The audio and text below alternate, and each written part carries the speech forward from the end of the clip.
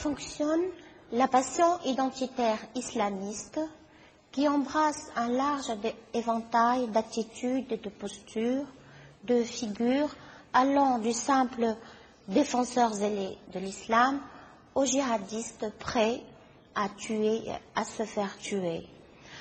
Je pense que cette idéologie identitaire, cette passion identitaire se fonde sur une identification que nous appelons en psychanalyse une identification totale avec le prophète. Elle ne se limite pas à la simple imitation de certains actes ou de certaines attitudes du prophète qu'on désigne par le terme sunna. Ainsi, par exemple, les islamistes vous disent que la barbe longue est une sunna parce qu'on rapporte que le prophète avait une longue barbe. Non, il s'agit d'un processus quasi inconscient. Il s'agit d'une réappropriation presque inconsciente et en même temps déterminée des éléments de la biographie du prophète. Et il s'agit en même temps d'une réappropriation de la figure du prophète, engendrant un remaniement dogmatique. Cette identification est, semble-t-il, au cœur de ce qu'on appelle les processus d'identification. Ainsi, par exemple, l'exil du prophète vers la Médine qu'on appelle la Hijra. La Hijra est le début du calendrier musulman. Mais cet épisode de la vie du prophète n'est devenu une obligation qu'avec le mouvement wahhabite et avec les djihadistes. Vous voyez par exemple les deux femmes filmées par Agnès de Feyou et qui sont parties vers la Syrie en parlant, en évoquant la question de la farida del jihad, c'est-à-dire l'obligation de la hijra, pardon. Donc il s'agit de partir vers un pays où on peut exercer le jihad sans entrave, ou il s'agit de quitter un pays pas suffisamment musulman vers un pays où on peut vivre sous la loi de Dieu et sous le regard de Dieu. Donc, il y a ainsi un parallèle à établir entre la hijra comme étant le début de l'islam et la hijra comme étant le début d'une nouvelle vie du djihadiste. Le djihad est le corollaire de cet exil initiatique et les djihadistes sont dits des chevaliers sous la bannière du prophète. C'est le titre d'un livre fondamental de Zawahiri.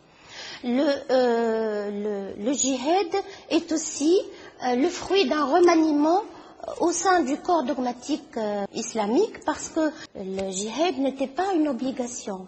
Il est devenu à l'âge moderne avec Mohammed Abdessalem Faraj qui a publié en 1980 un livre intitulé L'obligation absente al-Farid al-Ghaiba.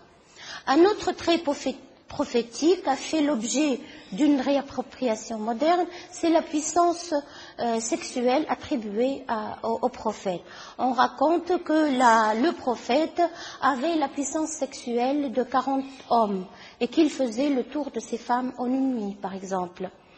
Ainsi, la hijra et le djihad sont des qualités prophétiques réhabilitées par les premières générations de djihadistes, alors que la puissance sexuelle attribuée au prophète nous semble distinguer la dernière vague des djihadistes qui ont prêté allégeance à l'État islamique.